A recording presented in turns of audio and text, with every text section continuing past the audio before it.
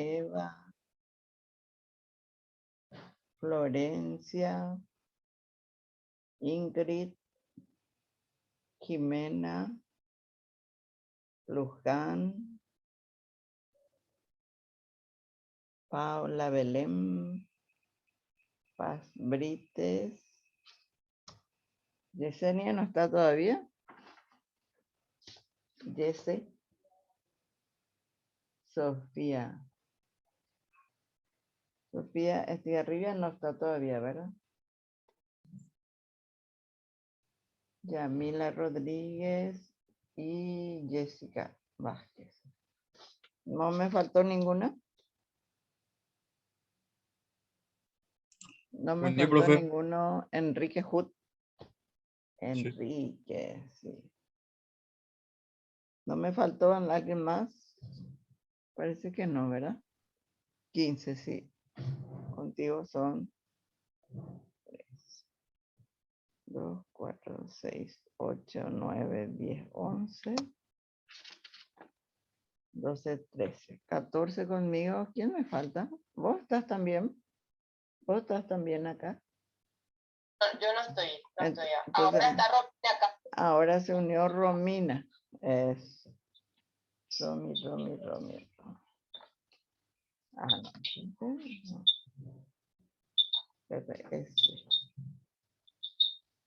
¿Dónde está mi Romina? Acá está el último. Romina, con eso entonces 14, wow, 16 dice ahí. Y yo soy una nomás. Entonces me falta alguien más. Sabrina Díaz, dice. Sabrina, ese todavía, ese se me había pasado. Ahora sí, 2, 4, 6, 8, 9, 10, 11, 12, 13, 14, 15. Y conmigo 16. Bueno. Si se une más, alguien me avisa. Me avisan. Este es 10, 26. Bueno, vamos al tema porque el tiempo vuela, ¿verdad? Bueno, hoy les voy a presentar al mejor personaje de la historia de la psicología del aprendizaje, porque es el paraguayo, ¿sí? Bueno, pero antes de comenzar con eso, ahí decía 134, pero no veo de qué fecha, mayo del 2000, parece que decía 2003. Entonces, 2013, 7, 8 años más. 134 más 8 es 34 más 8, 34, 6, 42. Entonces, en total es 142 años. Porque está un poco atrasadito este que había salido. Parece que mi garganta es la que no da. Bueno, antes que entrar a hablar sobre este, que después le puedo enviar si ustedes quieren, les quiero mostrar un poco, dice, había salido por eso que es útil estas revistas escolares que salen, es bueno tenerlas y poder, de repente, porque se encuentran informaciones que no existen casi en otra parte. Y estos son como fichas, y el grupo se llama Personalidades del Paraguay. Una nueva escuela, dice, Ramón Indalecio Cardoso. Nació en Villarrica el 16 de mayo de 1876. Por eso, es de mayo. Por lo visto, este artículo es de mayo del 2013 o 15. 145 tiene que tener, profesora. 145. Bueno, y sí, porque no veía bien nomás la fecha y sigo sin ver porque bien. nació en 1876 y 2021 son 145. Así mismo. Bueno, dice, realizó sus estudios primarios en su ciudad natal, o sea, Villarrica. Es una ciudad de gente muy culta, muy inteligente, ¿verdad? Sobre todo culta. y ingresó en el 85, 1885, ingresó a la Escuela Municipal de Villarrica. En 1892 viajó a Asunción, donde en 1893 ingresó al Colegio Nacional de la capital. Que algunos más antiguos como yo, por ejemplo, saben que en esos tiempos y hasta antes de la revolución del 89, era el mejor colegio, ¿cómo se dice?, público o estatal, donde salían las mentes brillantes de nuestro país. Después, con la democracia, ahí se fue al tacho. Y más todavía cuando metieron a las chicas. No es que esté en contra nada de eso, pero todo eso conlleva una serie de detalles que no se tuvieron en cuenta ahí. Apremiado económicamente, empezó a trabajar como maestro y en 1896 ingresó a la Escuela Normal de Maestros. Imagínense cuánto tenía, 76 al 96, 86, 20 años tenía cuando ingresó a la Escuela Normal de Maestros. Cuando eso también en la parte de la Escuela Normal de Maestros que le llaman, era lo que ahora es la parte de educación media. O sea, primero, segundo y tercero de la media, como dicen los chicos. Uno de los representantes más esclarecidos de la docencia nacional, su filosofía pedagógica no ha perdido actualidad. La corriente pedagógica llamada Escuela Nueva, maestro de otras grandes figuras del Paraguay como Manuel Ortiz Guerrero, Leopoldo Ramos Jiménez y Juan Natalicio González. Incluso tenía una imprenta en la que publicó el periódico El Orden. En 1921, durante la presidencia de don Manuel Gondra, fue nombrado director general de escuelas en Asunción, lo que sería el ministro, ¿verdad? Entre sus objetivos estaban sanear la administración escolar, objetivo más antiguo que de nuestro país, ¿verdad? Reformar la orientación de la enseñanza, extender la educación a todo el país y mejorar el salario del maestro. Por fin había uno que pensaba en nosotros, ¿verdad?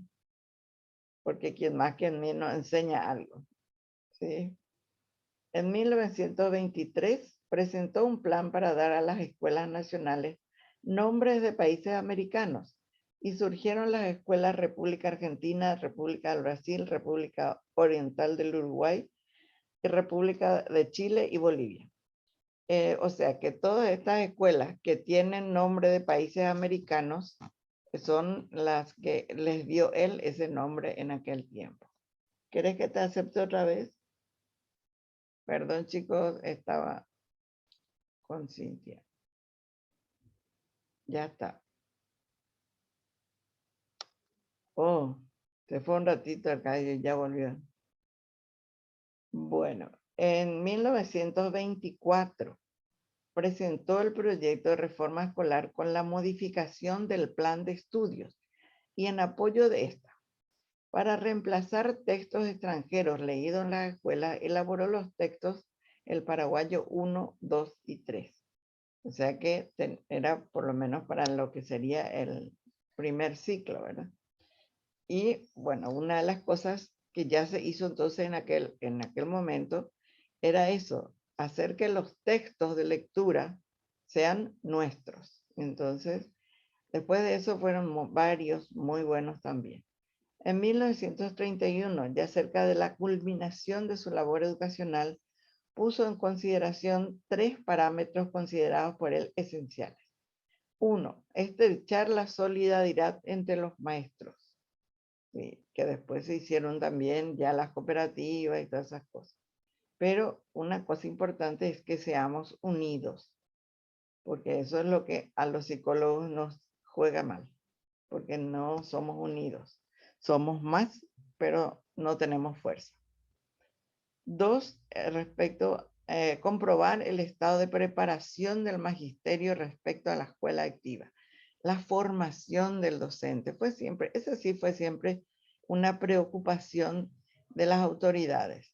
Solo que generalmente circunstancias que juegan en contra nuestra, entonces a veces no se llega a hacer eso.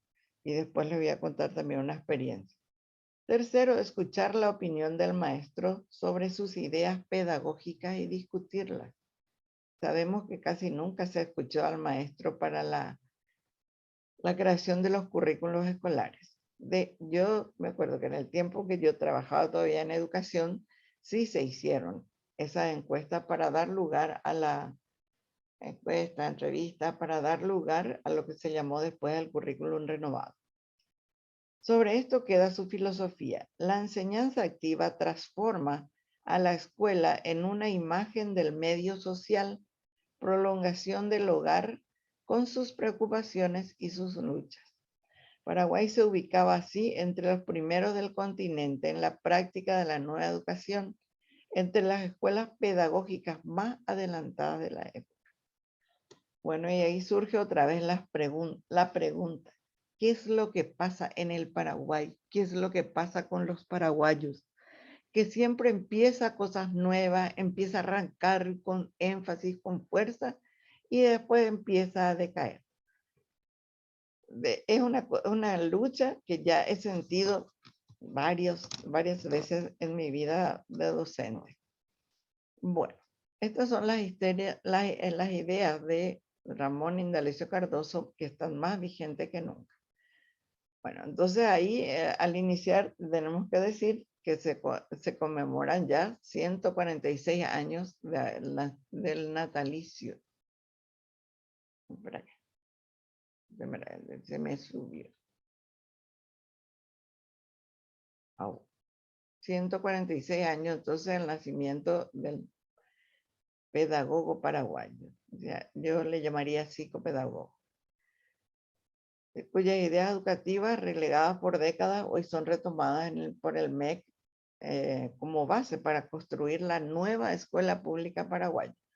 Raúl Aguilera Méndez, ¿se acuerda cuando el licenciado Raúl Aguilera Méndez fue, creo que ministro interino de Educación? Porque se le sacó a alguien y hasta que llegue otra vez las elecciones. Bueno, ¿quién fue? Ya les conté dónde nació y que fue importante para la educación paraguaya. Ejerció la profesión durante 45 años con alma y vida del verdadero maestro. El verdadero maestro nunca se quiere jubilar. A veces por razones de salud se jubila, pero generalmente no porque deja de amar su profesión. Sigue enseñando. Bueno, ahí ya tenemos también que nació en Villarrica, donde hizo la primaria, etcétera, etcétera. Fue becado por el gobierno para proseguir sus estudios en el glorioso y centenario Colegio Nacional de la capital, del cual egresó. ¿Se acuerdan que le conté? Dejó de ser hoy día glorioso y centenario. Centenario no va a dejar de ser, ¿verdad? Pues siempre va a cumplir años. Fueron de su promoción los jóvenes Eusebio Ayala, Félix Paiva, Simeón Carísimo, Andrés Barbero, que fue el fundador de todo lo que es la parte de enfermería, medicina. O sea, todo comenzó en el Instituto Andrés Barbero. Y sobre todo, creo que hoy día está la Facultad de Ciencias Sociales, la FACSO, creo que se llama. Bueno, porque es importante rescatar su pensamiento o ideales pedagógicos. Porque hay que reconocer que a pesar de los esfuerzos hechos en los últimos tiempos, los resultados en la educación de los niños, niñas y jóvenes no satisfacen plenamente. Y ahora tenemos que le cargan la culpa a la pandemia. Yo diría que es lastimosamente falta de responsabilidad de los padres o encargados de los niños, porque ellos aflojaron. Y, bueno, y de los grandes también, porque para qué negarlo, nosotros tenemos tantos problemas y todos le culpan a la pandemia, cuando que la responsabilidad de estudiar es del estudiante, no de la pandemia ni demás. Además, tener la posibilidad de estudiar en tu casa, un poco irresponsable, ¿no? Bueno, dejemos de lado esa parte que me duele muchísimo. En este tiempo de crisis de la vocación docente, porque existen muchos docentes que enseñan, pero pocos son los que educan, debemos mirar a Ramón Cardoso para encontrar el modelo de maestro que queremos. O sea que él se centró más en el modelo de maestro que queremos. Y bueno, gracias a eso, y quizás conservando esas ideas, la doctora Margarita Prieto Yegros de Balbuena y la doctora Martina Cárdenas Agüero nos habían permitido o nos habían pedido al Departamento de Orientación hacer el perfil, sobre todo ¿cómo sería eso? El equipo o el grupo de pruebas psicológicas que íbamos a administrar para elegir a los futuros maestros. Y ahí se tuvo en cuenta principalmente el interés del maestro por conocer, por saber y por ser maestro. Porque las autoridades querían que sea bueno en matemática y en comunicación o idioma español. Y no es eso lo que hace a un maestro, ¿verdad? Entonces, él tenía claro, dice, el norte, basado en la reflexión de la práctica e investigación constante. Su trayectoria, bueno, eso más o menos ya les conté y ustedes van a poder seguir leyendo, porque este material se les queda a ustedes, ¿verdad? Y cuando quiera ahondar en eso. Bajo su administración, como director general de escuelas, se organizó el cuerpo de inspectores, que hoy son conocidos como supervisores educacionales, cuyos roles actuales están muy alejados de lo que él aspiró. Sí, se dedica más a la parte administrativa, digamos. No, no es que digamos, se dedican más a la parte administrativa que a la formativa de los docentes. La organización actual de la supervisión educativa tiene elementos de su propuesta. De esta manera, dividió el país en zonas geográficas, otorgando amplias e importantes funciones a los inspectores, entre paréntesis, supervisores. Su formación pedagógica, él no la hizo en centros extranjeros. Ese es un orgullo que tiene él. Y yo conocí una persona que decía, yo no salí del Paraguay y sin embargo me formé aquí en Paraguay. Era un sacerdote que ya falleció, el padre Benito Páez. Que él era muy orgulloso de no haber salido al extranjero para su formación como sacerdote. Y bueno, eso también es el hecho de que él no salió. Y entonces, no, digamos, no se contaminó con eso. Fue un hombre de mucha lectura, él leía mucho. Ya en esa época intercambiaba correspondencia con pedagogos del exterior. Además, es el único educador paraguayo que figura en el diccionario pedagógico de Lorenzo Luzuriaga como destacado gestor de la educación nueva. Las características de la escuela que él soñaba.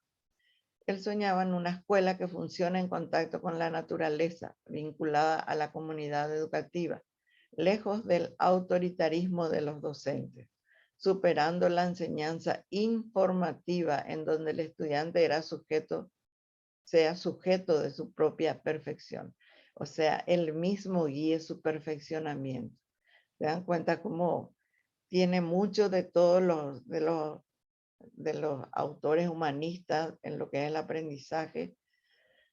Y bueno, o sea, superar autoritarismo de los docentes. Los docentes que se creen yo sé todo y no me importa lo demás y ustedes tienen que aprender lo que yo les digo.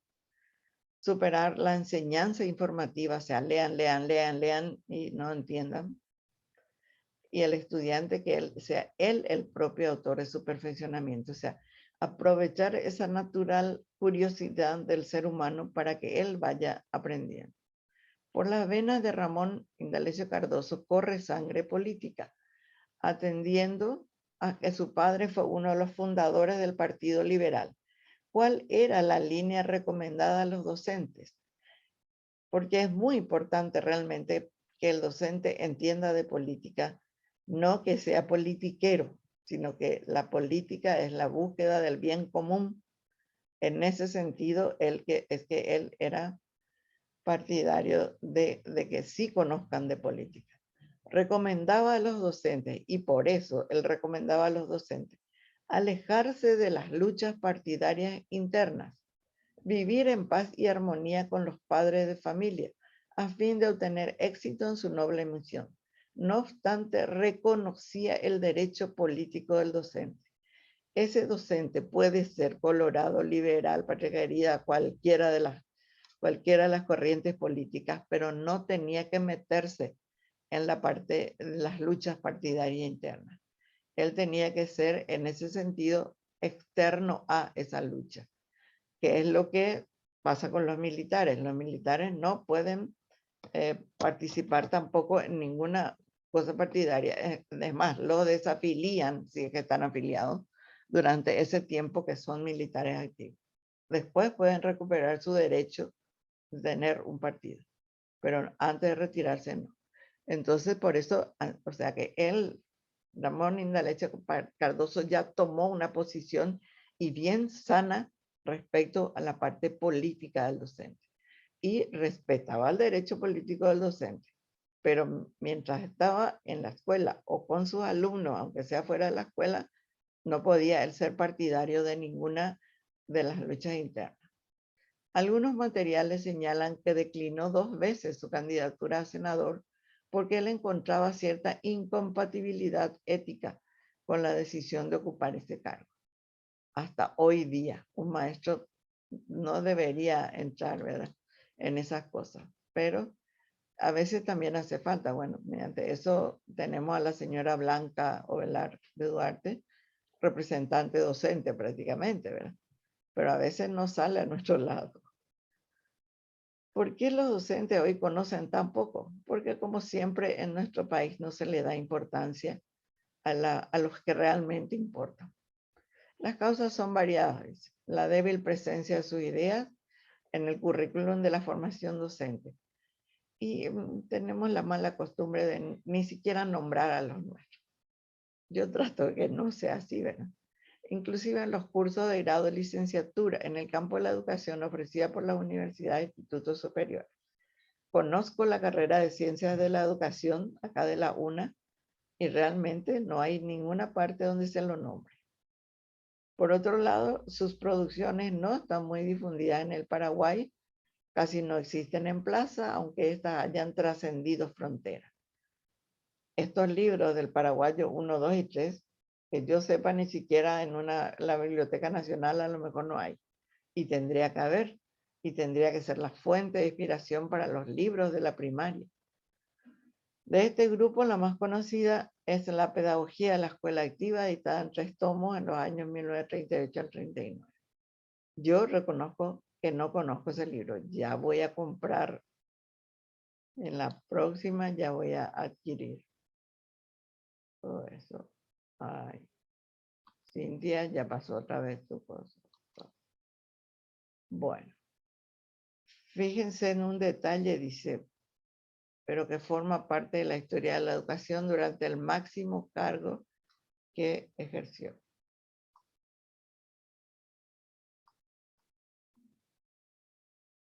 Ah, se me fue. O este es el otro. Ah, este, durante el máximo cargo que ocupó. Ah, ahí. ¿Qué pasó? Se me fue de parranda mi texto. Que ocupó en la educación, asignó a las escuelas nacionales nombre de países americanos, que ya les había leído. Teniendo en cuenta que usted ha estudiado las obras y el pensamiento de Cardoso, que no lo he hecho, solamente esas ideas importantes, ¿qué crees que le diría Ramón Indalecio Cardoso a los docentes paraguayos de este tiempo? 1, les diría que lo más importante para cualquier docente deben ser sus alumnos y que debe utilizar toda su fuerza para formar ciudadanos de bien que enseñen la práctica de valores a través de la vivencia y el ejemplo y no teorizarla simplemente desde el pizarrón. Ustedes conocerán, porque ustedes son más jóvenes y han pasado hace poco por el colegio, hay un libro que se llama algo de desarrollo personal, algo así, y la forma, al menos que he visto que a mi nieto le enseñaron, no le enseñaron vivenciando esos valores que allí se dan, sino lean tal capítulo, respondan las preguntas. Y como que no, eso no se queda dentro del corazón, tiene que sentirse. Cuando desaparece un objeto en la clase, el docente tiene que hacer que las personas devuelvan y que entiendan que los estudiantes devuelvan la cosa tomada y que entiendan que no se tiene que tocar lo ajeno. Lo que está en el suelo, si no es tuyo, déjalo porque es de alguien. Y en cambio nosotros, alza nomás y total no está nadie ni nadie te mira. No. Tenemos que hacer Eso vivenciar. me decía mi padre. ¿Sí? Eso me decía mi padre. No castigaba. Y encontraba algo y lo alzaba. Bueno, gracias a Dios quedan algunos padres que tienen en cuenta eso, ¿verdad? Sí, la Así verdad. que enseñarle a los tuyos también para Sí, que no, sí. para que no caigan, Es para muy hacer, importante. ¿sí? Es muy importante eso. Segundo, que la única forma de mejorar el trabajo docente es apostando a una formación continua durante toda la carrera, durante todo el ejercicio de la carrera y aún después. Aquel docente que renuncia a esto está condenado a su fracaso profesional y a truncar la formación de los niños y jóvenes que están a su cargo. Porque si yo no me estoy formando continuamente, si yo no estoy aprendiendo continuamente y sobre todo con la cantidad de información y de cursos que hay hoy día, virtual, cursos a distancia, como los que brinda ABC, los que brinda Última Hora. Los de ABC son hermosos. Salió este año sobre la parte de informática virtual. Los de Última Hora también son cursos, yo les siento más accesible a los de Última Hora, pero los de ABC son buenísimos también. Ahora está saliendo, por ejemplo, para hacer la clase de la evaluación de comunicación, evaluación de matemática. Hermosos fascículos y te salen baratísimos, porque generalmente duran 4 o 5 meses, porque sale una vez por semana. Y vos pagás 7,000 guaraníes por cada, estos son 7 por 4, 28, ¿verdad? 28,000 por 6, 6 por 3, 18. No te sale ni 180,000 y no sentiste que te fuiste pagando. Y tenés, porque te dan todo certificado con las horas, para todo lo que, para el día de mañana les va a servir para su currículum inclusive. Y además todo lo que se aprende para la formación continua, porque el docente casi no tiene tiempo para asistir a cursos presenciales. Virtuales sí puede, porque puede grabar y puede asistir más tarde. Pero a distancia también, como son estos cursos. Y les queda el material. Hermosos son. Yo hasta ahora sigo usando un material sobre bullying que había salido hace 2 o 3 años. Hermoso material con toda la información sobre la forma debe actuar el docente con respecto a eso, cómo detectar. Maravillosos materiales. Y a través del fascículo de esos 2 diarios. Creo que los otros también los tienen, pero yo ya no me alcanza el tiempo para adquirirlos y leerlos. Entonces, formación continua. No tenemos que esperar a que nos obliguen a hacer los cursos. Nosotros tenemos que hacer. Si no, estaríamos condenados al fracaso profesional. Y no solamente en la parte de enseñanza, aprendizaje, sino también en la parte, y específicamente en la parte psicológica. La psicología y la medicina del cuerpo y la medicina del alma necesitan continua superación. ¿Sí? Tercero, el docente que no conoce su área, no sabe gestionar el currículum, carece de unas competencias profesionales fundamentales para conducir el proceso educativo, que debe invertir mayor tiempo y todos los recursos posibles para mejorar su condición profesional. A ella no hace falta que repita porque es lo que acabo de decir antes. Pero este tema que dice no conoce su área, no sabe gestionar el currículum, realmente es muy importante. Cada docente, ya sea del nivel que sea, inclusive el de educación permanente, debe conocer el currículum de su área y contribuir, porque ese currículum para cada cosa tiene un 80% donde ya te da lo que tenés que dar en el año, pero te queda un 20% donde vos podés introducir todo aquello que a tu parecer a esa escuela le hace falta. o podés utilizar de esa escuela. Una escuela en el interior, perdón, un traguito. Una escuela en el interior tiene mucho para hacer escuela activa y naturaleza. Inclusive ese tener que dar clase bajo el mango es muy interesante porque hay muchas cosas que podemos no tenerlos atados sentados a la silla. Porque esa es una cosa que la mayoría de los jóvenes no soporta. Prefiere que le hagan ir a buscar cosas, necesita movimiento. Entonces hay que, como se dice, integrar también cosas de movimiento dentro de la clase. Entonces, ¿cuál es la reflexión sobre la vida y aporte de Ramón Indalecio Cardoso?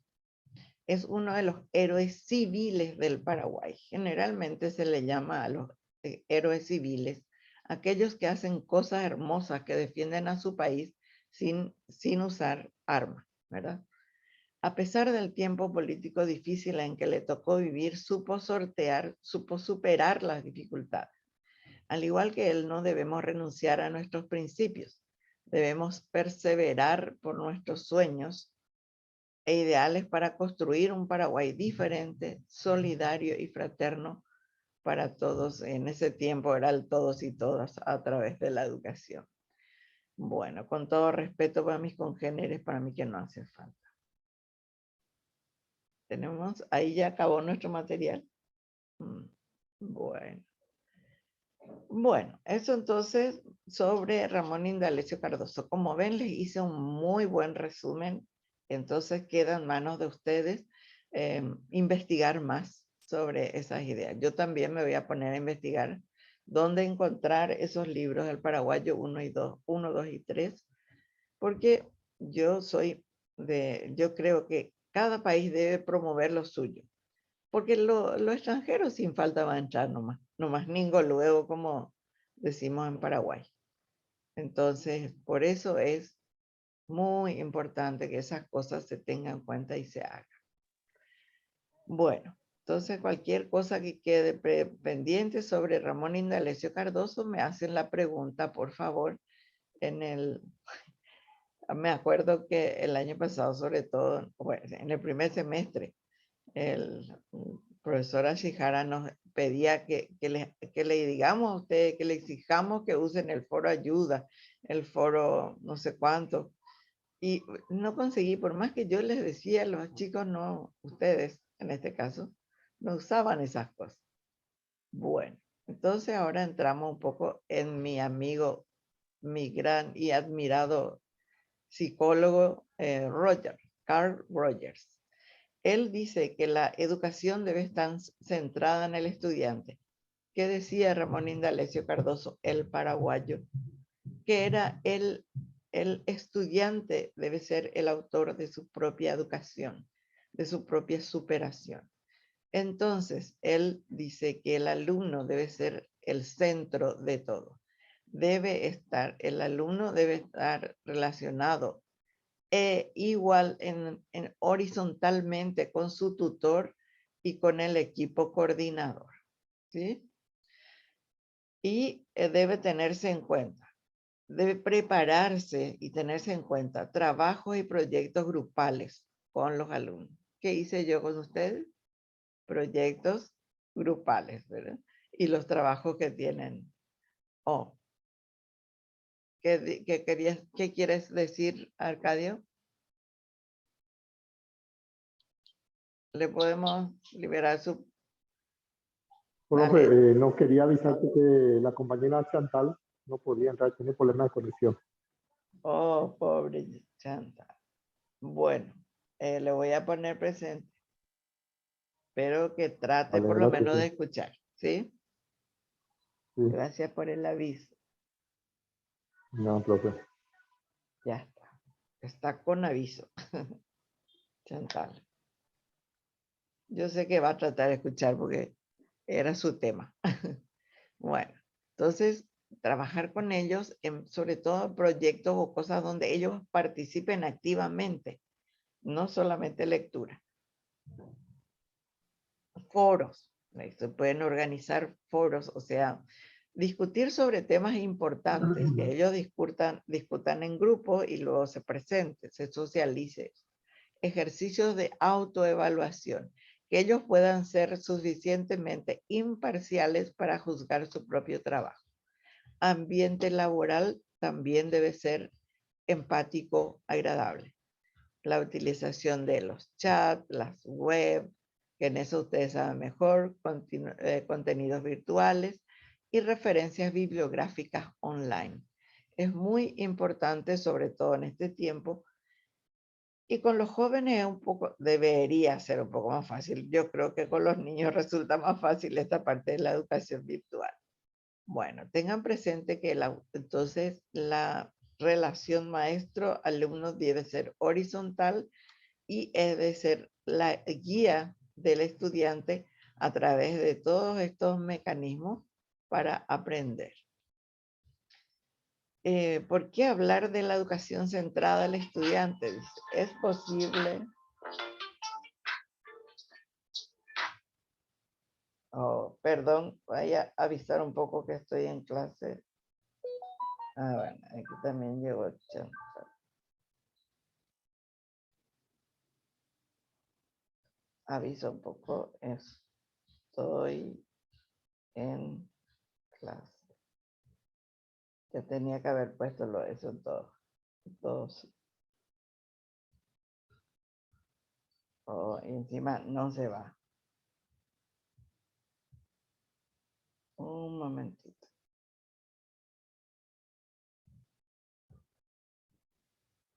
Estoy en clase.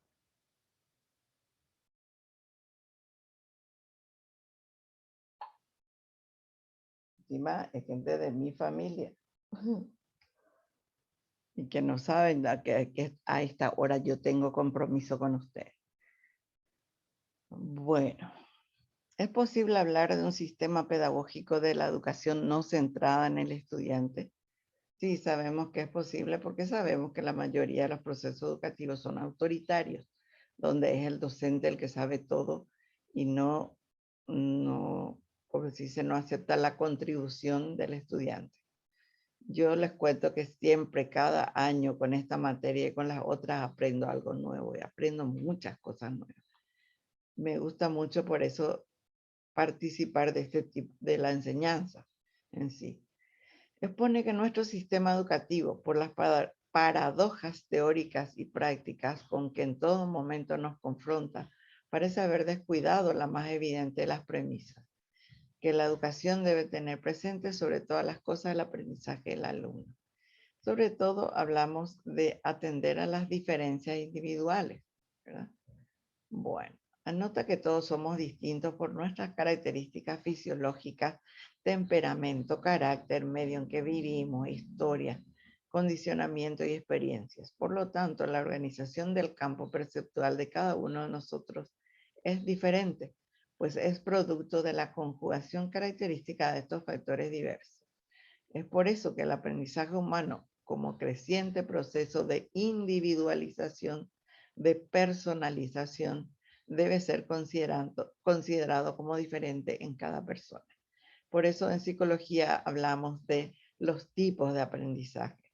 Ustedes se acordarán los 4 tipos que están al comienzo, como hay cosas para las cuales el aprendizaje mecánico es más útil y hay cosas en las que tenemos que utilizar el aprendizaje significativo de Rogers justamente, donde lo importante es eso, que tenga que ser significativo para el estudiante. Así el profesor debería tener como función principal estimular y facilitar el aprendizaje más significativo y más congruente con la personalidad de cada alumno. Y solo como función secundaria, aunque también importante, la transmisión de los conocimientos. Es lo que propone este señor Lafarga. Bueno, o sea, lograr que el aprendizaje sea significativo. Yo sé que eso es difícil poder considerar para cada estudiante, pero yo trato también, porque una de las cosas que más lleva a que los docentes se refugien en transmisión de conocimientos porque a la hora de evaluación, eso es más incuestionable. Por ejemplo, en matemática, ellos no me importa cómo él llega a esa conclusión, pero su resultado tiene que ser igual al que yo tengo. No importa el proceso que haga el chico o la persona para llegar a la misma suma, digamos. Y no debería ser así. Debería ser bueno conocer todos los caminos que puedan llevar a Roma, ¿verdad? O sea que si un alumno cuenta dedo por dedo para llegar a 20, si un alumno cuenta, dice, bueno, 4 por 5, 20, o 5 por 4, 20, ya sabe la multiplicación, acorta el camino. Otro dice 10 más 10 es 20, porque 1 y 1, entonces es 20. Es decir, hay varias formas de llegar a la misma conclusión y ese proceso es muy importante. Hubo un tiempo en que en matemáticas se tenía en cuenta el proceso para resolver el problema y el resultado. Inclusive algunos dejaban de lado el resultado si el proceso estaba bien, o por lo menos le daba parte del puntaje. Entonces, esas son las cosas que sí se pueden hacer. Yo veo también, por ejemplo, que ustedes en los proyectos llegaron a realizar, aunque este año me sentí un poco triste porque la mayoría usó encuesta como si fuera el único instrumento posible. Dolió un poco porque como que se atajaron de lo más concreto. Y el psicólogo no debe ser así, el psicólogo debe ser creativo. Porque ustedes saben cómo es el ser humano, ¿verdad? Arcadio, te escuchamos. Sí, hablando de la encuesta, profe, en ese caso, ¿qué se podría haber hecho? Sí, hay muchos instrumentos y eso yo les iba contando. Entrevistas, y para más las entrevistas, por ejemplo, se pueden hacer virtualmente también, y no hace falta que sean muchas personas, sino 3, por ejemplo, que sean de un mismo, o docentes que hagan ese tipo de, por ejemplo, el tema de Montessori. Pueden entrevistar a docentes que hayan utilizado ese método. Ese tema. Y también la experiencia, por ejemplo, de Paulo Freire, aunque no, Montessori es la que dieron ejemplos de escuelas que acá utilizan. Y sobre todo la de Paulo Freire es muy útil para el trabajo con adultos, porque al adulto pues ya no le puedes andar enseñando, vamos a aprender el vocabulario, el abecedario. No le puedes andar ya con A, E, I, O, U vocales, dale, son consonantes. Tenés que hablar ya con palabras que a él le inspiren o le den significado, ¿verdad? Entonces, y aquellas palabras que para ellos son significativas. Como decía Mafalda y Susanita, ¿por qué nos enseñan papá usa pipa? Si acá nadie usa pipa, dice. Porque era por enseñar la letra P. Entonces, y son diferentes significados también, ¿verdad? Porque la pipa de usa el papá es la que es para fumar. Pero en algunos países pipa le dicen también a la pandorga. Entonces, tiene que ver con tantas cosas, tanta riqueza hay en el contexto, que va a hacer que aprendan mucho más rápido. Inclusive las compañeras que presentaron Freire dijeron que él utilizó ese método y que enseñó a leer y escribir en 45 días. Imagínense la belleza, el tiempo que se gana con el adulto utilizando ese mecanismo que él enseña o que él da y que hoy día sigue teniendo vigencia en la mayoría de los países donde hay verdadera democracia, no la democracia del parlamento como ocurre acá, que no son personas, ¿verdad? Entonces, todo eso es muy enriquecedor, pero si hacemos, depende de nosotros. ¿Algo más? ¿Está bien ahí? No, no. Vale. Nada más, por eso. Exacto. Y justamente lo que continúa dice lo mismo. Desde la perspectiva del desarrollo humano, que considera al ser humano una persona. Esa palabra clave, persona. Nosotros no trabajamos con individuos ni con sujetos, trabajamos con personas. El psicólogo siempre trabaja con personas, un ser único e irrepetible en la naturaleza. Podemos parecernos, podemos ser gemelos, pero se van a dar cuenta cómo tienen sus diferencias. Yo tuve gemelas conmigo en psicología, estudiando en la facultad, ¿verdad? Se recibieron las dos, pero eran totalmente diferentes en el carácter. La una era más sumisa, la otra más dominante. La una era más callada, la otra hablaba. Es decir, tenían unas diferencias sutiles, pero es maravilloso cómo cada uno es único e irrepetible. Entonces, que desarrolla confianza en su propio organismo como instrumento de vida sensible.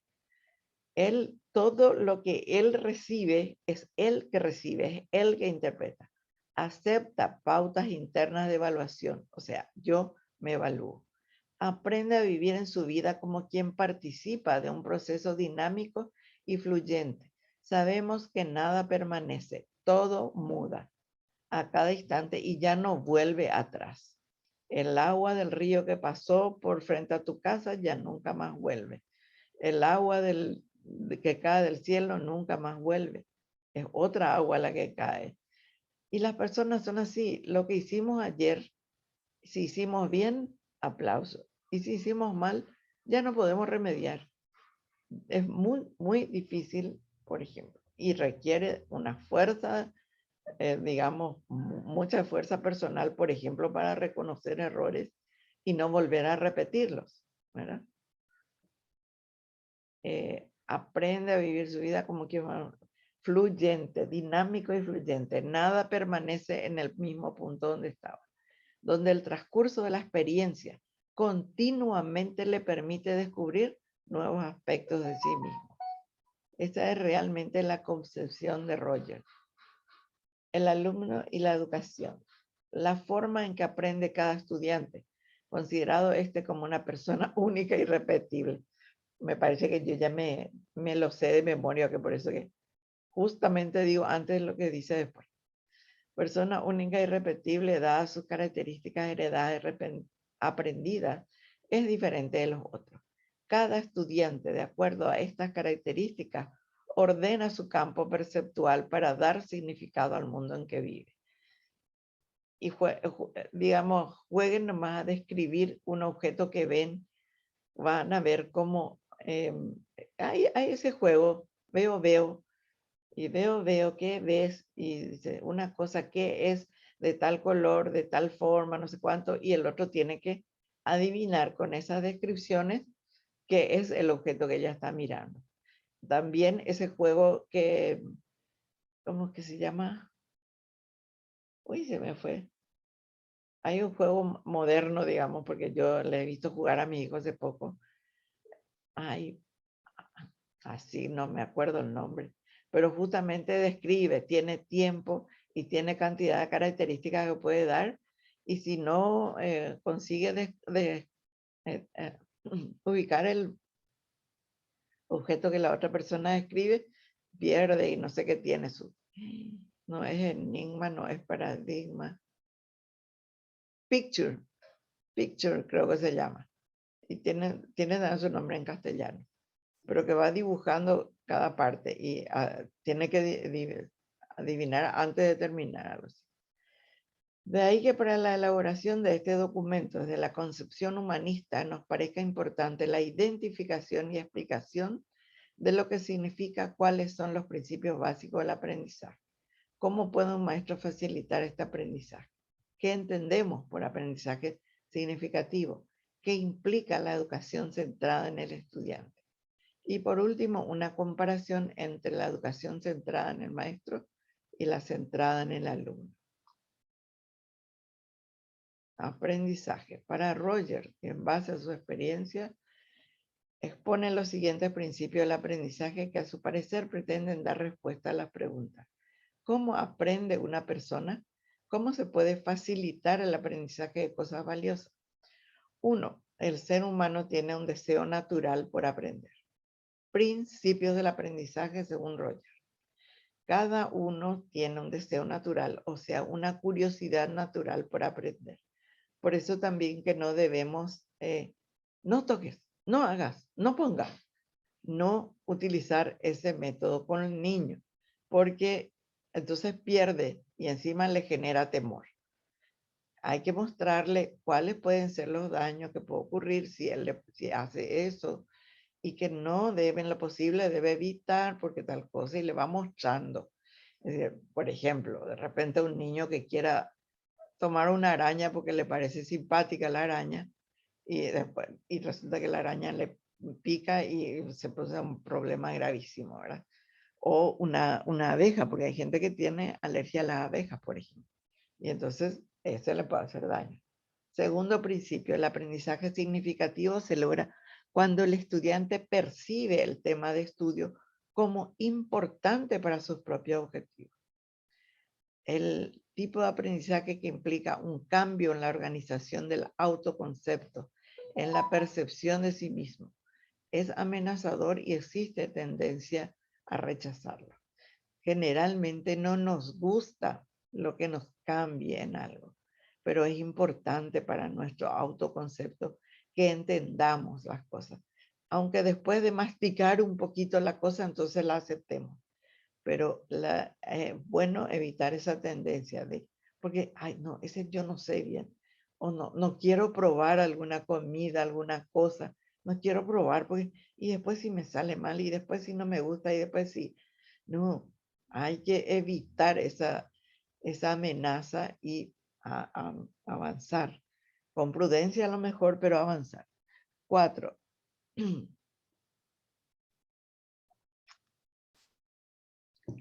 Los aprendizajes que amenazan el autoconcepto,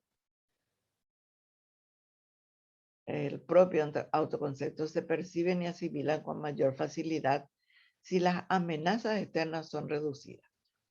Algo que es bueno para mi propio concepto, por ejemplo, que yo me dé cuenta que yo sí tengo valores, habilidades, y que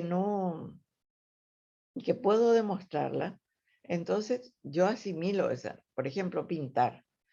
A mí me gusta pintar. Yo no quiero pintar para que otros compren ni nada, pero me gusta pintar para mí. Entonces, si no entra a tallar ahí, ay, si no puedo vender mi cuadro y si no sé cuánto, esas son amenazas externas. Entonces, lo que yo tengo que hacer, bueno, si a alguien le gusta, puedo vender, pero si no, es algo que yo hice, es mío. El otro día estaban hablando mi hija y estaban diciendo de que justamente hay gente que pinta tan mal, pero que dice, no, la gente nomás no entiende lo que yo pinto, y yo pinto lo que yo siento. Y entonces ahí redujo la amenaza externa de que no le gusta a los otros su pintura, pero a ella le gusta. Entonces mejora lo asimila mejor de que ella sí puede hacerlo. Y pues existen técnicas para eso, ¿verdad? 5. Cuando no existe una amenaza al autoconcepto del estudiante, la experiencia se percibe de otra manera y resulta más fácil el aprendizaje. Si no es una amenaza para mí, sí puedo aprender y puedo, le veo como más fácil y no amenazante. El aprendizaje significativo se logra mediante la práctica. Si vos no haces, por ejemplo, en psicología y en psicometría, la aplicación de los test. Generalmente el alumno cuando por primera vez empieza tiene miedo de aplicar, pero la única forma de aprender y después manejar así como al dedillo es practicando. Primero vas a pasar los test con tu manual ahí al ladito, le vas a aplicar el test a una criatura y con tu manual punto por punto te vas diciendo. Pero después con la práctica, vos ya sabes de memoria eso y ya le pasas tranquilamente, le das toda la explicación, tenés en cuenta todos los datos, es facilísimo ya después. Ya de memoria haces las cosas.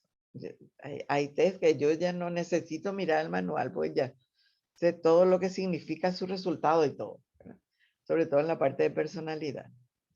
Séptimo, el aprendizaje se facilita cuando el estudiante participa responsablemente en el proceso de aprendizaje.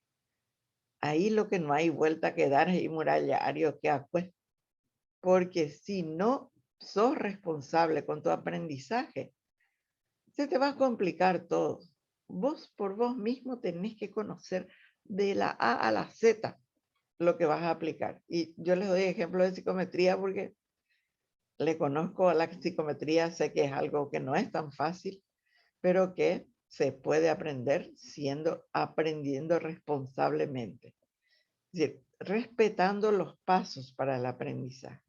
No querer aprender de memoria, por ejemplo, y no entendiste lo que leíste. Eso es muy grave, ¿verdad? El aprendizaje comprometido, que incluye la totalidad de la persona, su afectividad y su intelecto, es el más perdurable y profundo. Como les cuento, como mi admiración y amor a la psicometría. Yo creo que me voy a morir y van a continuar sabiendo que amo la psicometría. ¿Por qué? Porque ya le entendí y mi pensamiento y mi corazón ya le entendieron. La independencia, la creatividad y la confianza en sí mismos se facilitan si la autoevaluación y la autocrítica son las más significativas y la evaluación de los demás es relegada a segundo término.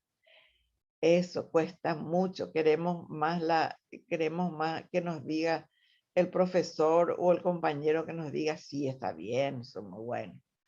Y no, eso no es lo importante. Yo tengo que tener la autoevaluación y la autocrítica como para revisar mi trabajo. Por ejemplo, el tema de la rúbrica.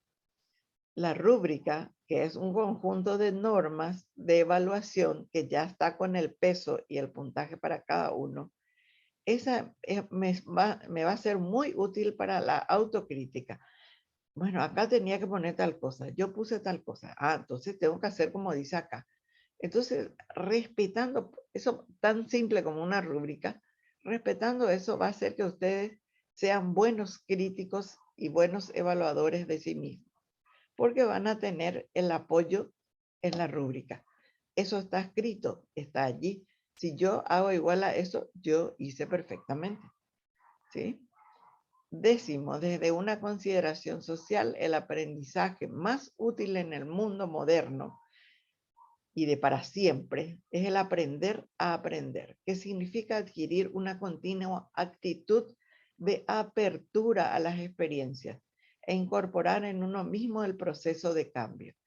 Cada vez que van a emprender algo o aprender algo, ustedes piensen que, o sea, no piensen en qué puede hacer y no va a hacer y no me va a gustar y la profesora no va a explicar bien y no sé cuántas cosas. No, bueno, vamos a ver qué es lo que trae. Vamos a ver qué es lo que es esto. Y entonces, inclusive preguntar sobre eso que está diciendo el docente. En este caso, por ejemplo, ¿verdad? Preguntar, ¿y por qué usted dice, profe, que le ama a la psicometría? ¿Y cómo se hace eso, por ejemplo? Practicando. Yo hice practicando. Yo lo que hice fue entrar a trabajar ad honorem con el padre José de Jesús Aguirre, es, uno de los mejores psicólogos del Paraguay. Y él me permitió practicar en su laboratorio y ahí yo aprendí haciendo, practicando y aceptando mis errores, pero superando enseguida mis errores. ¿Sí? Facilitación del aprendizaje. ¿Cómo hace? Ese ya es nuestra parte como docentes. El facilitador o maestro tiene la función de crear el ambiente o clima inicial para las experiencias de grupo o la clase. Es por eso que al iniciar también les hablé de por qué hablaríamos hoy de Ramón Indalecio Cardoso, ¿verdad? Y, o sea, buscando que ustedes se interesen por ese psicólogo, pedagogo paraguayo, que fue uno de los que hizo esas cosas tan bellas para nuestro país. Imagínense que una de las cosas que buscó, dice también, que el salario del docente sea equivalente a su tarea. cosa que solemos escuchar que solamente Angela Merkel consideró, y en Alemania, que generalmente consideramos como un país frío, de gente fría, calculadora, y sin embargo por lo visto es muy respetuoso de las cosas buenas, ¿verdad? Y sobre todo esta señora, maravilla. Entonces es importante ese ambiente de que ustedes sientan que esto es muy bueno conocer y sobre todo que les va a servir muchísimo en su vida profesional. Ustedes, a medida que vayan entrando en la parte práctica de las psicoterapias y todas esas cosas, ustedes se van a dar cuenta de que todo es educación, todo es aprendizaje de lo bueno y borrar lo malo, sea desde el enfoque conductista, sea desde el enfoque constructivista, sea desde el enfoque humanista. Siempre es que sea para bien, que lo que aprendo me sirva a mí para mi convivencia diaria.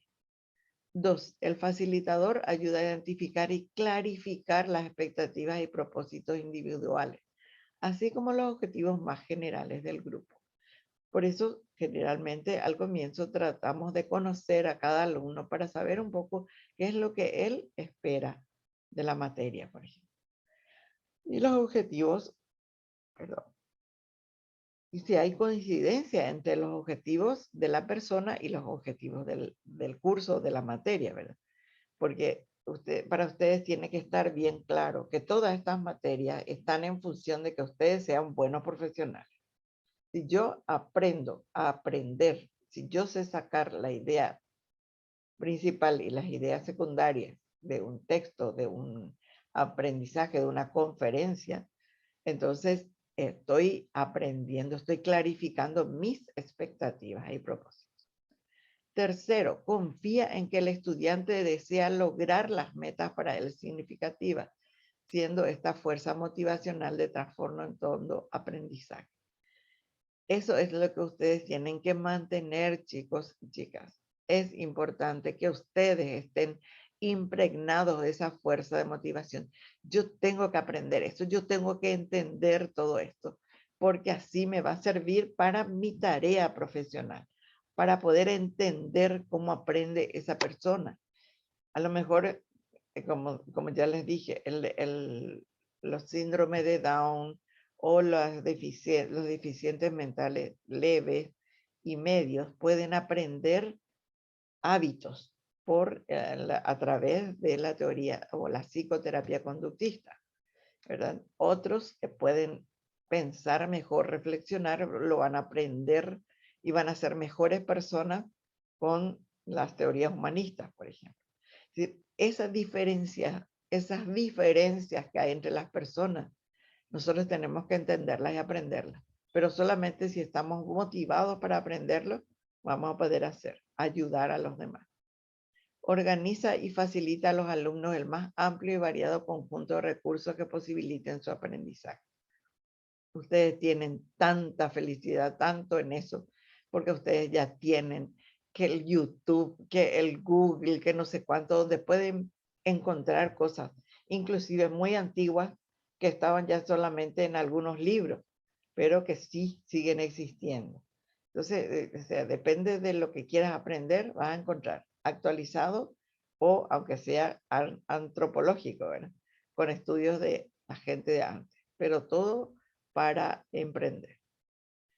El facilitador se presenta a sí mismo como un recurso flexible para ser utilizado por el grupo.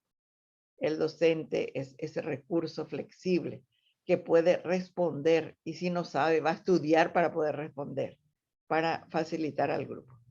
Cuando responde a las expresiones e inquietudes del grupo, acepta actitudes de contenido intelectual o emocional y se esmera en darle a cada aspecto la importancia que le atribuyen el grupo o la persona. Por ejemplo, sucedió algo así. Después a mí me dolió mucho, ¿verdad? Pero no, después entendí también por qué, ¿verdad? Nos acusaron a mi auxiliar y a mí, personas, porque ya eran personas grandes, más de 20 años para arriba, que eran sordas. Y había algunos momentos, por lo visto, en que yo me reía con mi auxiliar por alguna cosa del texto, lo que sea, pero había sido que ellos esas cosas perciben como que se habla mal de ellos o que nos reíamos de ellos. Y me dolió tanto porque no era así, ¿verdad? Pero para ellos eso era algo que les afectaba emocionalmente. Entonces aclaré y todas esas cosas porque para esas personas eso no era algo amenazante, ¿verdad? El 7, conforme se vaya estableciendo un clima de comprensión y libertad, el maestro se va encaminando a llegar a ser un miembro activo del grupo, expresando sus ideas solo como una persona más. Eso es lo que yo quería lograr, pero parece que me costó más de este grupo. La forma de relacionarse con el grupo es compartiendo sus vivencias y su intelecto, sin tratar de imponerlos. O sea, yo les presento como sugerencias, como cosas que se pueden hacer. Todos los temas que hay en esta materia son sugerencias. Yo les muestro cómo ellos ven el mundo, cómo ellos sienten, y el día de mañana ustedes van a utilizarlos según el que a ustedes les responde más, les da más respuesta. Entonces, es presentarlo, todo lo que les presento viene a ser como un aporte más. Por eso que yo les pido que ustedes lean y entiendan lo que leen, no aprendan de memoria. Porque si aprenden de memoria, van a querer recordar exactamente como estaba en el libro, por ejemplo. No, no es así. Yo tengo que recordar lo que entendí, lo que comprendí. Y si me quiero asegurar de qué es lo que comprendí, levanto la mano y explico o pregunto, profe, yo entendí tal cosa así. Y sobre todo conmigo, ustedes saben que pueden hacerlo. ¿Sí? Eso espero que les quede bien clarito.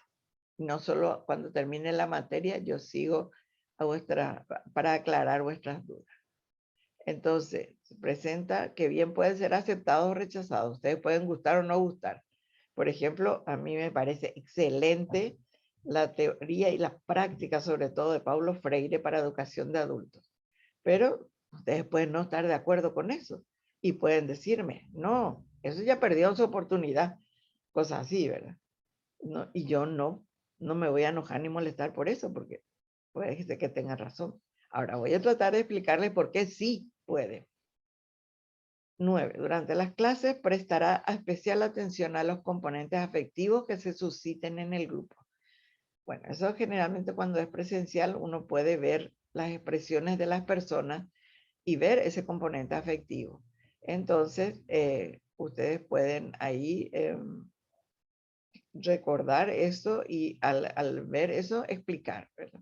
A lo mejor se dan cuenta que se sintieron ofendidos un grupo por algo que uno dijo, ¿verdad? Y entonces hay que tratar de aclarar. En ese momento preguntar qué pasó, qué les hizo sentir mal, así. Y a veces le contestan, cuentan, ¿verdad? Porque es muy interesante. Depende también cómo uno se presente, ¿verdad? Si uno se presenta como yo soy el que sabe y ustedes pueden preguntar, pero solamente lo que está en el texto, ahí ya no hay caso. Ya no es humanista. Bueno, entonces, en su función de facilitador del aprendizaje, el maestro es capaz de reconocer y aceptar sus propias limitaciones. Eso es importantísimo, aceptar nuestras propias limitaciones. Todo esto van a encontrar ustedes en el libro Desarrollo del Potencial Humano, volumen 2, de La Farga y Gómez del Campo. Puse ahí otra cosa, no tiene nada que ver con ustedes, ese es la memoria topográfica.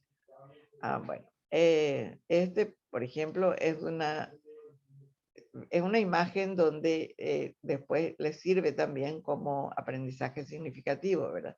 O sea, un niño que trata de hablar con el gusano para conocerle al gusano.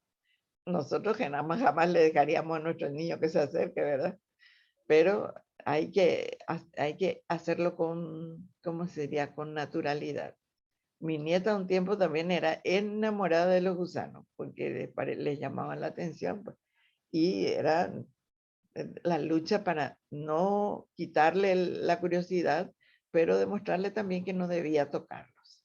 O sea, tipo, ellos no quieren que se les toque porque ellos son sensibles también y le puedes hacer daño, cosas así, y ir mostrándole como muestra esta lámina. Y bueno, creo que es hasta ahí, ¿verdad? Este también es muy interesante. Inclusive pueden leerlo ustedes. Las ideas de Roger en educación son realmente revolucionarias. En primer lugar, la función del maestro, que ya dijimos, facilitador. Debe crear un clima de aceptación en el grupo. Porque las cosas más importantes de la teoría de Roger es la empatía.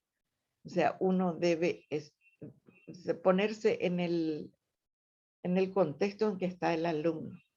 Es la más importante que las técnicas que emplea. Debe ser permisivo y comprensivo y respetar la individualidad, cosa que a nosotros como padres nos cuesta. Como no sería el pobre maestro que tiene a su cargo 30 y eso. Nosotros como padres, yo tuve 4 y traté de ser permisivo y comprensivo y respetarlos, pero a veces no es fácil. El profesor debe aceptar al grupo y a cada uno de sus miembros como son. No debe juzgar. Exactamente, es muy difícil no juzgar, pero hasta Jesús nos dice, no juzgues, porque con la misma vara serás juzgado. Pasita, ¿quieres decir algo? ¿Contribuir con algo? Porque parece que el único que se anima a contribuir es Arcadio. No, profe. No hay alguna cosa de tu experiencia que haya sentido este enfoque, ¿no? Bueno, si alguien más quiere hablar, levanta la mano o habla directamente. Me dejó mi otra cuestionadora, que era Anaí. Ella dejó, ¿verdad?, el grupo, porque ella era la que siempre preguntaba también algo y contaba cosas de su experiencia. Bueno, entonces quiere decir que puede ser que el año que viene la encuentre de nuevo. Por otro lado, el enfoque no directivo dice que no podemos enseñar directamente a otra persona, solo podemos facilitar su aprendizaje. De este enfoque se deriva el concepto de aprendizaje significativo o vivencia. Rogers parte de la incomunicabilidad e intransferibilidad de los saberes. Como se dan cuenta que la posición es la misma que Paulo Freire. Por lo visto, los dos se inspiraron más en la filosofía de John Dewey, que se escribe Dewey, pero se lee Dewey. Solo avanzando un poco más en esta idea, el profesor no podrá determinar con precisión cuáles son los contenidos significativos de cada alumno. Difícil, ¿verdad? Solo el propio alumno los conocerá, pero ni siquiera podrán ser planeados por el aprendiz, sino que irán surgiendo poco a poco. Es un poco también lo que la escuela de Montessori hace, ¿verdad?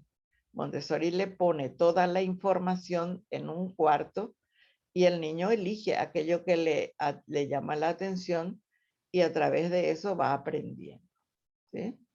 Si no hay contenidos precisos, no es posible establecer un currículo formal. Por eso es que a veces nos quejamos de la enseñanza que dicen, pero no puede ser igual para todos. Se trata de que sea igual para todos. Y lo que hace la educación formal es poner unos contenidos que van a ser necesarios para la vida de todos. Pero otra vez deja a cargo del docente hacer que todos aprendan. Nunca van a aprender todos. Siempre va a haber alguno que aprende mejor matemática, otro que aprende mejor idiomática, otro que aprende mejor ciencias naturales, física, química, de acuerdo al nivel, ¿verdad? Entonces, porque eso es intransferible, solamente él puede buscar eso y nosotros facilitarle el acceso a la información. Sería muy pobre, ¿verdad? A la experiencia. Roger propone entonces un aprendizaje significativo que tiene lugar cuando el estudiante percibe el tema de estudio como importante para sus propios objetivos. Ese es mi objetivo, que ustedes perciban que esta materia es importante para la formación profesional de ustedes. A partir de estos datos, ustedes van a ver, inclusive van a entender qué es lo que ustedes están utilizando en su psicoterapia. El día de mañana, cuando ustedes ya empiecen a hacer van a dar cuenta. Y yo sé que hay profesores que son bien claros. Por ejemplo, creo que la profesora Virgili les da muy bien claro lo que es la parte conductista. Y inclusive es un camino bastante más fácil, el cognitivo conductual, que está muy de moda hoy día. Que es más de la tendencia del conductismo. Pero tiene la ventaja que da resultados más rápidos. Pero no nos engañemos. El alivio del síntoma no significa la curación de la enfermedad. Y a veces las teorías conductistas lo que hacen es aliviar el síntoma, pero no hace que elabore su problema. ¿Sí? Por ejemplo, esa película La Naranja Mecánica, donde le sacan el mal hábito, pero no le preparan para enfrentar a la misma sociedad a la que él dañó. Y esa misma sociedad a la que él dañó, o grupo humano, le reventó después, porque no hubo eso. Entonces, a veces hay que cuestionar, escarbar un poco más en la teoría y llegar al que sea significativo y que le sirva a la persona para manejarse, para convivir con los otros seres humanos. Frente a los tipos de aprendizaje percibidos como amenazadores, el aprendizaje significativo desarrolla la personalidad del ser humano y al abarcar la totalidad de su persona es más perdurable y profundo. Independencia, creatividad y confianza en sí mismo permiten la autocrítica y una actitud de continua apertura al cambio y a la adaptación.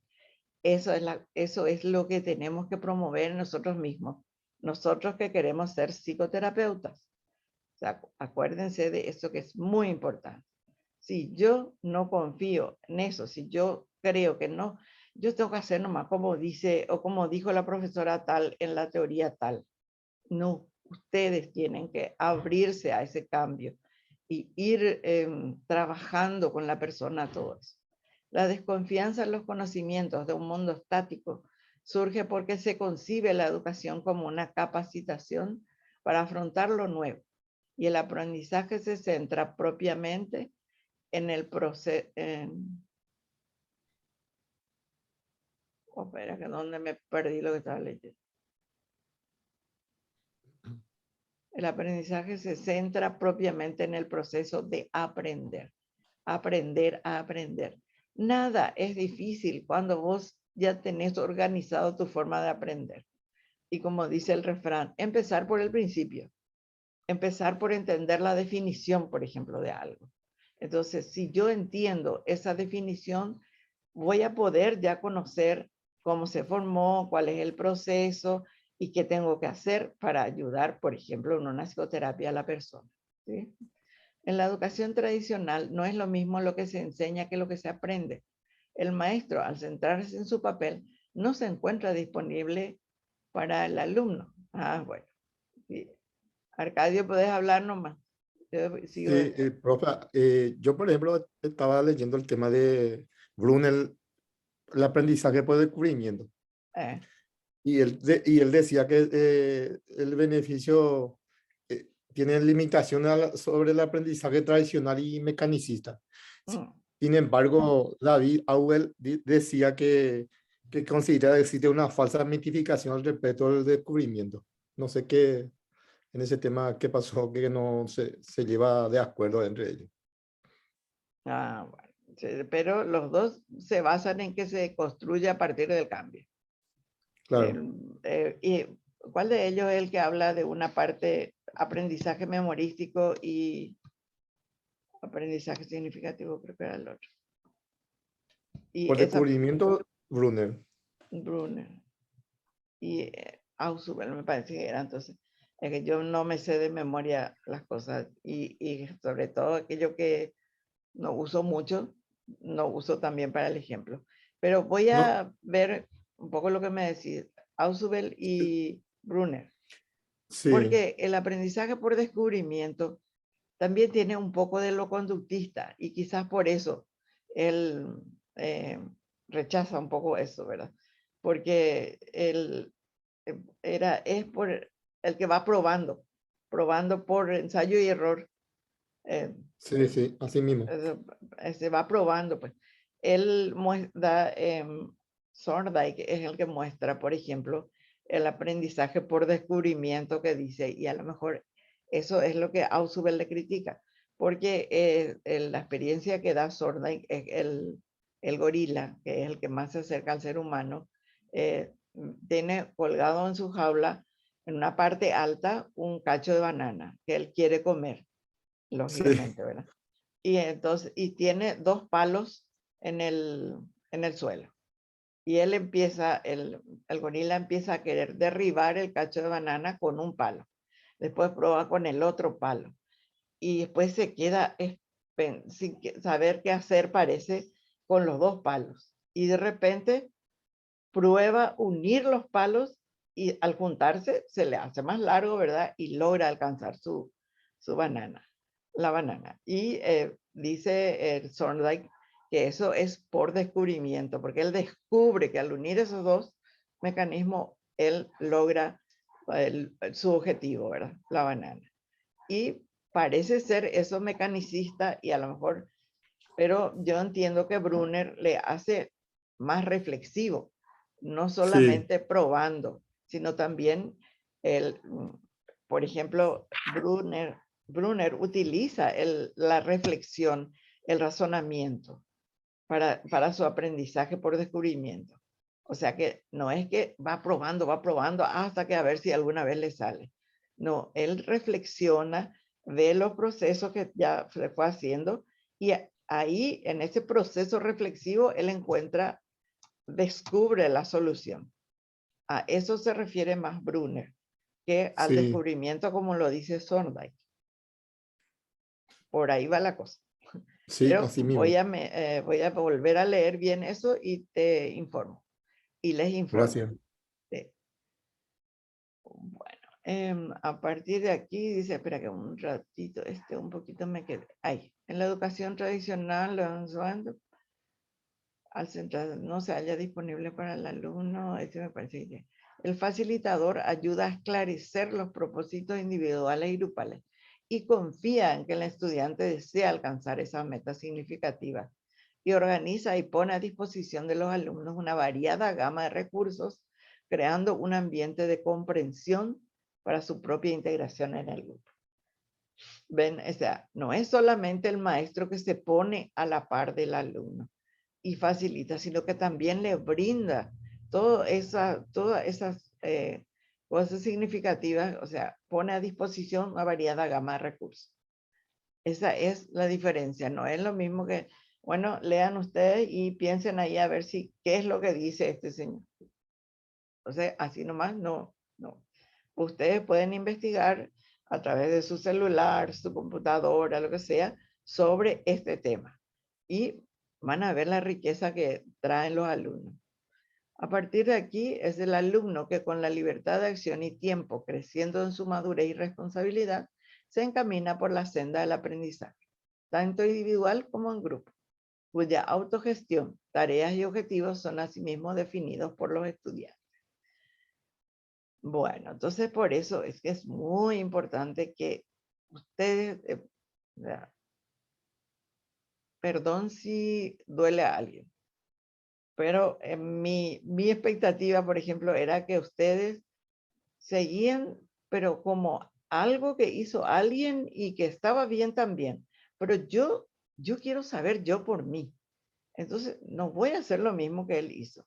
Voy a ver si, no sé, si el punto X realmente dice así y a ver qué experiencia hay sobre eso y presentar las experiencias. Y por ejemplo, he visto, y lastimosamente ella no se presentó a presentar su trabajo, de esta chica Luz Ramos. Ella hizo una investigación que ya es como una tesina. Ella experimentó lo que es, y justamente creo que era Brunner, su tema. ¿Dónde está? Brunner. Gardner no era. Ah, sí, Gardner, era inteligencia múltiple. Sí. Eso está alzado, ¿verdad? En la plataforma o no está para ellos. No, ellos hasta hoy tienen para entregar todo el trabajo completo ya con las correcciones que hicimos Sí. y después ya vamos a todo corregido, ya vamos a subir para que ellos puedan leer todos los materiales. Sí, yo me refiero al trabajo que hizo esta chica, Luz Ramos. No está porque ella tiene que corregir 2 cosas. Le pedimos y no se comunicó más tampoco. Pero esa sería una buena experiencia conocerla. Bueno, vamos a ver cómo podemos hacer, porque ella hizo experimentación luego sobre el tema. Genial esta chica Luz Ramos. Bueno, a ver, entonces ahí es cuando, ¿cómo se dice? Cuando se llega a amar, digamos, eso y se interesa por eso, ¿verdad? Bueno, la crítica al pensamiento pedagógico de este señor, que no me gusta lo que haya crítica, así que les dejo para que ustedes lean. Y si algo les llama la atención, entonces me preguntan.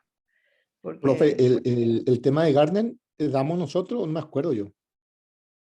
Inteligencias múltiples.